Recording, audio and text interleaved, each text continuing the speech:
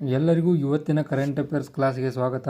ಇವತ್ತು ನಾವು most important current ಅಫೇರ್ಸ ಒಂದು ಇಂಪಾರ್ಟೆಂಟ್ ಕ್ವಶನ್ಗಳು ಯಾವ ಅನ್ನೋದನ್ನು ಡಿಸ್ಕಷನ್ ಮಾಡೋಣ. ಮೊದಲನೆಯ ಪ್ರಶ್ನೆ, ಭಾರತದ ಅತ್ಯಂತ ಕಿರಿಯ ಪುರುಷ ಒಂದು ಅನಾಲಾಗ್ ಗಗನಯಾತ್ರಿ ಯಾರಂತೈತಿ? ಇದಕ್ಕೆ ಆನ್ಸರ್ ಏನಪ್ಪ ಅಂದ್ರೆ ಅದು ಆದಿತ್ಯ ಪಾಂಡೆ. ಆಪ್ಷನ್ ಎ ಇದಕ್ಕೆ ಆನ್ಸರ್ ಆಕೈತಿ. ಆನಂತರ ಇವ್ರದ್ದು ಒಂದು ಮಟ್ಟಿಗೆ ಸಣ್ಣದಾಗಿ ಡೀಟೇಲ್ಸನ್ನು ತಿಳ್ಕೊಳ್ಳೋದಾದ್ರೆ ಕೇವಲ 17 ವರ್ಷ ಇವರಿಗೆ. ಇದೊಂದು ಇಂಪಾರ್ಟೆಂಟ್ ಐತಿ. ಇದನ್ನು ಬಿಟ್ಟರೆ ಬೇರೆದ್ದೇನು ಇಂಪಾರ್ಟೆಂಟ್ ಆಗೋದಿಲ್ಲ. ಆನಂತರ ಇಸ್ರೋ ವತಿಯಿಂದ ಇವರ ಭಾಗಿಯಾಗೋರದಾರು. ಇದನ್ನು ಬಿಟ್ಟರೆ ಸದ್ಯದ ಮಟ್ಟಿಗೆ ಏನೂ ಬೇರೆದ್ದಿಲ್ಲ. ಆನಂತರ 4 ಸದಸ್ಯರ ಅನಲಾಗ್ ಗಗನಯಾತ್ರಿ ಸಿಬ್ಬಂದಿ ಸಂಪೂರ್ಣ ಅವಧಿಯವರೆಗೆ ಒಂದು ಕಂಟೇನರ್ ಆಧಾರಿತ ಚಂದ್ರ ಅನಲಾಗ್ ಒಂದು ಇದನ್ನು ಮಾಡಕ್ಕೆ ನಿಂತಾರು. ಅದರೊಳಗೆ ಇವರು ಕೂಡ ಒಬ್ಬರಾಗಿದ್ದಾರು. ಇದು ಸ್ವಲ್ಪ ಮಟ್ಟಿಗೆ ಇಂಪಾರ್ಟೆಂಟ. ಇವರ ಏಜ್ ಏನ, ಆನಂತರ ಇವರ ಹೆಸರೇನ, ಇದಷ್ಟೇ ಇಂಪಾರ್ಟೆಂಟ್ ಐತಿ. ಅದರ್ವೈಸ್ ನೀವು ಎಲ್ಲ ಕೂಡ ಸ್ಕಿಪ್ ಮಾಡ್ಬೋದು. ಇನ್ನು ನಾ ಮುಂದಿನ ಪ್ರಶ್ನೆ ಹೋಗ್ಕೊಂಡು ಡೈರೆಕ್ಟಾಗಿ ಒಂದು ಎರಡನೆಯ ಪ್ರಶ್ನೆ, ಭ್ರಷ್ಟಾಚಾರ ಗ್ರಹಿಕೆ ಸೂಚ್ಯಂಕ 2025ರಲ್ಲಿ ಒಂದು ಭಾರತ ಎಷ್ಟನೆಯ ಸ್ಥಾನದಲ್ಲಿದೆ ಅಂತೈತಿ? ಭಾರತ ಆಪ್ಷನ್ ಬಿ 91ನೆಯ ಸ್ಥಾನದೊಳಗೆ ಐತಿ.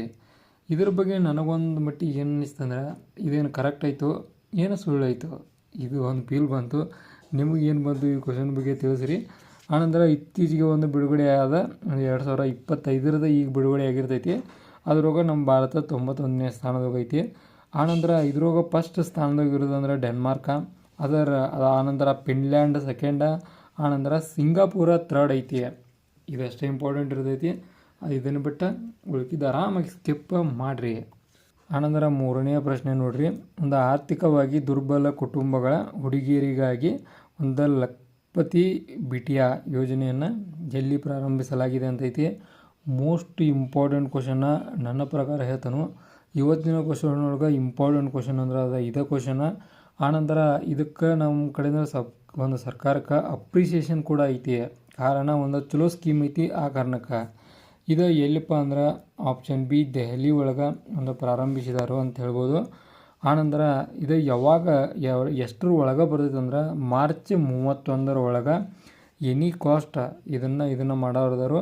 ಆನಂತರ ಒಂದು ಮಹಿಳೆಯರಿಗೆ ಒಂದು ಹೆಚ್ಚಿನ ನೆರವನ್ನು ನೀಡುವ ಉದ್ದೇಶದಿಂದಾಗಿ ಈ ಒಂದು ಸ್ಕೀಮನ್ನು ಜಾರಿಗೊಳಿಸಲಾಗೈತಿ. ಈಗ ಮುಂದಿನ ಪ್ರಶ್ನೆ ನೋಡ್ರಿ, 4ನೇ ಪ್ರಶ್ನೆ, ಬಹುಚರ್ಚಿತ ಒಂದು ಸ್ಕ್ಯಾಲ್ಪಲ್ ಕ್ಷಿಪಣಿ ಅದರ ಸ್ಟಾರ್ಮ್ ಶಾಡೋ ಏನಂತಲ್ಲ ನಾವು ಅನ್ನ ಫ್ರಾನ್ಸ್ ಮತ್ತು ಯಾವ ದೇಶ ಜಂಟಿಯಾಗಿ ಅಭಿವೃದ್ಧಿಪಡಿಸಿವೆ ಅಂತೈತಿ? ಇದನ್ನು ಯಾವ ದೇಶ ಅಂದ್ರೆ ಆಪ್ಷನ್ ಸಿ ಇಂಗ್ಲೆಂಡ. ಫ್ರಾನ್ಸ್ ಮತ್ತು ಇಂಗ್ಲೆಂಡ್ದವ್ರು ಕೂಡ ಈ ಒಂದು ಕ್ಷಿಪಣಿಯನ್ನು ಅಭಿವೃದ್ಧಿಪಡಿಸಿದಾರು. ದೆನ್ ಮುಂದಿನ ಪ್ರಶ್ನೆ ನೋಡ್ರಿ, ಅದ್ರಾಗ ಏನು ಇಂಪಾರ್ಟೆಂಟ್ ಇಲ್ಲ. ಯಾರ್ಯಾರಂದ್ರೆ ಫ್ರಾನ್ಸ ಮತ್ತು ಇಂಗ್ಲೆಂಡ, ಇದಿಷ್ಟೇ ಇಂಪಾರ್ಟೆಂಟ್ ಇರ್ತೈತಿ. ಮುಂದಿನ ಪ್ರಶ್ನೆ, ಭಾರತದ ಮೊದಲ ಸಂಗೀತ ರಸ್ತೆಯನ್ನು ಯಾವ ನಗರದಲ್ಲಿ ಪ್ರಾರಂಭಿಸಲಾಯಿತು ಅಂತೈತಿ? ಇದನ್ನು ಮುಂಬೈ ಒಳಗೆ ಪ್ರಾರಂಭಿಸಿದಾರು. ಆಪ್ಷನ್ ಇದಕ್ಕೆ ರೈಟ್ ಆಕೈತಿ. ಒಂದು ಮ್ಯೂಸಿಕಲ್ ರೋಡ್ ಅಂತ ಹೇಳ್ಬೋದು ನಾವು. ಇದು ಕೂಡ ಭಾಳಷ್ಟು ಚರ್ಚೆ ಒಳಗಿದ್ದರಿಂದ ಇದು ಕೂಡ ಇಂಪಾರ್ಟೆಂಟ್ ಕ್ವಶನ್ ಆಕೈತಿ. ದೆನ್ ಮುಂದಿನ ಪ್ರಶ್ನೆ ನೋಡ್ರಿ, 2026ರ ಹಣಕಾಸು ವರ್ಷದಲ್ಲಿ ಭಾರತದ ಅತಿ ದೊಡ್ಡ ಉಣ್ಣೆ ಉತ್ಪಾದಿಸುವ ರಾಜ್ಯ ಯಾವುದು ಅಂತೈತಿ? Option B Rajasthan. ಉಣ್ಣೆ ಅನ್ನೋ ಶಬ್ದ ಅತಿ ಹೆಚ್ಚು ಅಂತ ಬಂದರೆ ರಾಜಸ್ಥಾನ್ ಥ್ರೂ ನೀವು ಹೋಗ್ಬೋದು. ಡೆಫಿನೆಟಾಗಿ ರಾಜಸ್ಥಾನ ಒಳಗೆ ಅತಿ ಹೆಚ್ಚು ಉಣ್ಣೆ ಉತ್ಪಾದಿಸ್ತಾರೋ, ಆದ್ದರಿಂದ ಅದ ಒಂದು ಫಸ್ಟ್ ಸ್ಥಾನದಾಗ ಬರ್ತೈತಿ. ಉಣ್ಣೆ ಉತ್ಪಾದಿಸೋದಂತ ಬಂದ್ರೆ ರಾಜಸ್ಥಾನ್ ಥ್ರೂ ಹೋಗ್ರಿ. ಆನಂತರ 7ನೆಯ ಪ್ರಶ್ನೆ ನೋಡ್ರಿ, ಒಂದು ಭಾರತ್ ಟ್ಯಾಕ್ಸಿ ಜೊತೆ ಪಾಲುದಾರಿಕೆ ಮಾಡಿಕೊಂಡ ಮೊದಲ ರಾಜ್ಯ ಕೇಂದ್ರಾಡಳಿತ ಪ್ರದೇಶ ಯಾವುದು ಅಂತೈತಿ? ಇದು ಯಾವುದಪ್ಪ ಅಂದ್ರೆ ಆಪ್ಷನ್ ಸಿ ದೆಹಲಿ. ದೆಹಲಿದವರ ಭಾರತ್ ಟ್ಯಾಕ್ಸಿ ಜೊತೆಗೆ ಒಂದು ಪಾಲುದಾರಿಕೆಯನ್ನು ಮಾಡಿಕೊಂಡರು. ಇದು ಕೂಡ ಇಂಪಾರ್ಟೆಂಟ್ ಐತಿ.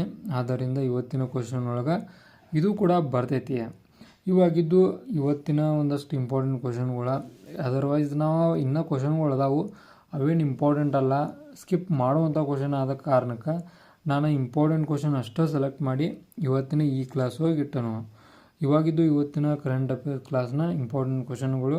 ನಿಮ್ಗೆ ಇದೇ ಥರ ಇನ್ಫಾರ್ಮೇಟಿವ್ ವಿಡಿಯೋಗಳು ಬೇಕಾದ್ರೆ ಚಾನಲ್ ಸಬ್ಸ್ಕ್ರೈಬ್ ಮಾಡ್ಕೋರಿ. ವಿಡಿಯೋ ಇನ್ಫಾರ್ಮೇಟಿವ್ ಮಾತ್ರ ಲೈಕ್ ಕೊಟ್ಟು ಹೋಗ್ರಿ.